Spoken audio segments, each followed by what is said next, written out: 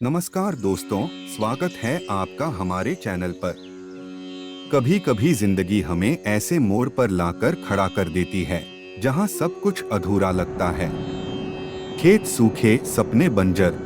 लेकिन क्या कभी आपने सोचा है कि परिस्थिति नहीं, हमारी सोच ही हमारा भविष्य तय करती है। यह कहानी है भोलानाथ की, एक गरीब किसान जिसने सालों मेहनत की मगर किस्मत ने उसका साथ नहीं दिया। खेत सूखा, बारिश नहीं हुई और अनाज का एक दाना भी घर में नहीं बचा। प्राचीन काल की बात है। द्वारका नगरी में भगवान श्री कृष्ण राज्य करते थे। एक बार एक गरीब किसान जिसका नाम भोलानाथ था, बहुत परेशान था। उसका खेत सूखा पड़ा था, बारिश नहीं हुई थी और घर में खाने को अनाज भी नहीं बचा था। भोलानाथ हर दिन खेत पर जाकर आसमान की ओर देखता और कहता, हे भगवान, तुम मेरे साथ अन्याय क्यों कर रहे हो?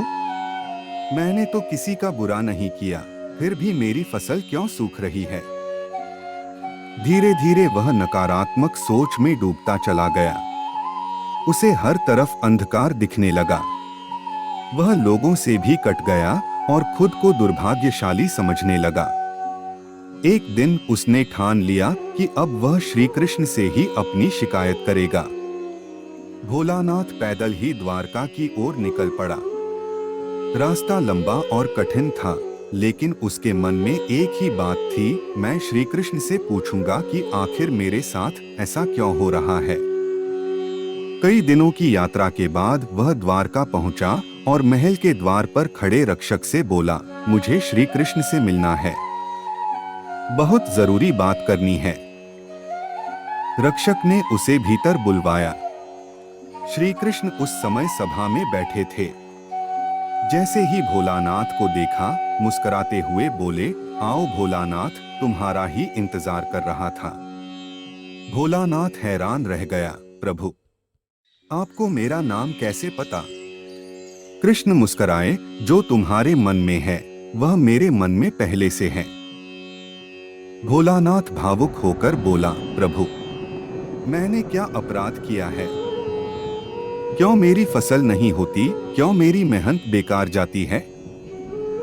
दूसरों के खेत लहलहा रहे हैं, लेकिन मेरे खेत में तो घास भी नहीं उगती।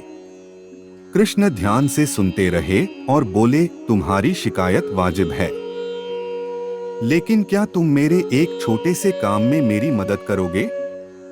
भोलानाथ बोला, प्रभु, आपकी सेवा करना मेरा सौभाग्य होगा।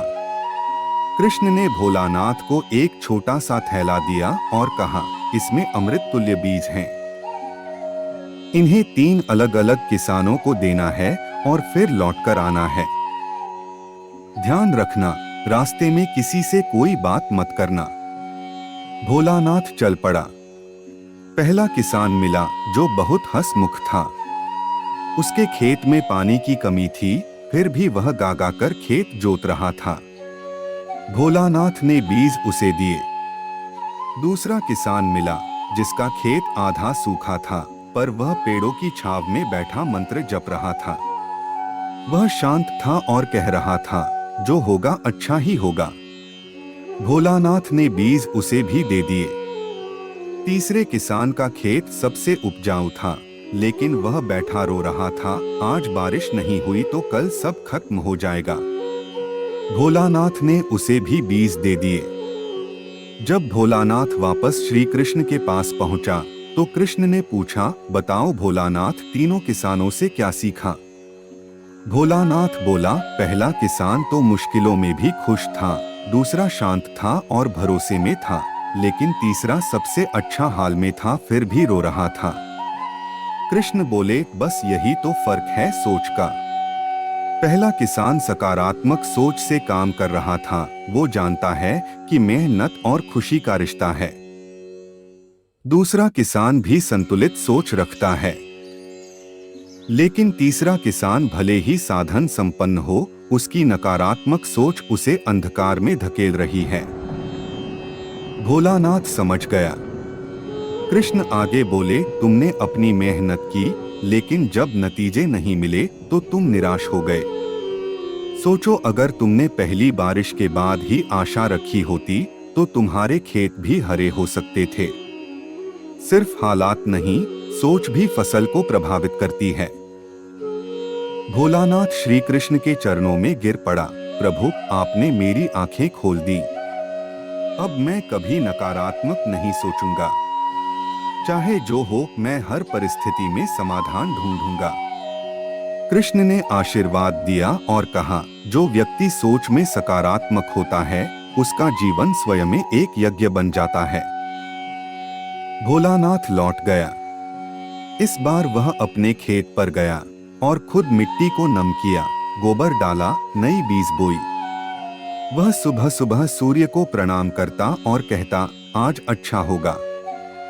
धीरे धीरे उसके खेत में हरियाली लौट आई। गांव के लोग हैरान थे। उन्होंने पूछा, भोलानाथ, ऐसा चमत्कार कैसे हुआ? भोलानाथ मुस्कुराया, सोच बदलो तो सब कुछ बदल जाता है। श्री कृष्ण ने मुझे सिखाया, आशा और विश्वास ही असली खाद हैं। इस कहानी से हमें यह सीखने को मिलता है कि परिस्थितियां चाहे जैसी भी हों, अगर हमारी सोच सकारात्मक है तो हम कठिन से कठिन हालात में भी रास्ता निकाल सकते हैं। नकारात्मक सोच हमें अंधकार में धकेल देती है, जबकि सकारात्मक सोच हमें रोशनी की ओर ले जाती है। अगर आपको यह वीडियो पसंद आई हो तो कृपया इस वीडियो को लाइक करें, शेयर करें और चैनल को सब्सक्राइब करना न भूलें। साथ ही बेल आइकन को भी दबाएं ताकि अगली वीडियो की नोटिफिकेशन आपको मिल सके। साथ ही कमेंट करें कि अगली वीडियो आप किस टॉपिक पर देखना चाहेंगे।